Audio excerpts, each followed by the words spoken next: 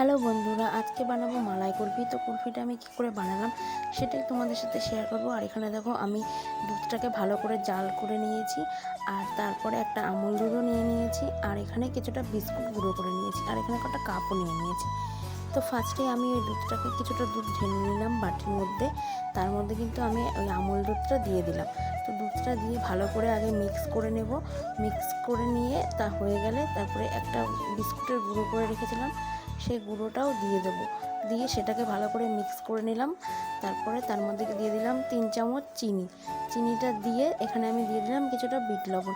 দিয়ে সেটাকে আমি ভালো করে মিক্সিতে ঘুরিয়ে নিলাম। আর দেখো মিক্সটা কেমন হয়েছে, পুরো ক্রিমি টেক্সচার এসেছে।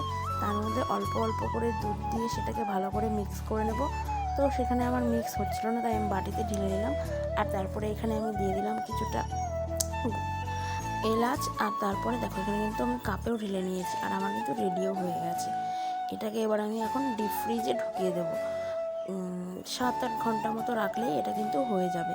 তো আমি তারপরের দিন এটাকে বার করেছিলাম ফ্রিজের থেকে দুপুরবেলা। দেখো তার আগেই কিন্তু বার করে খাওয়াও হয়ে গেছে 3 কাপ।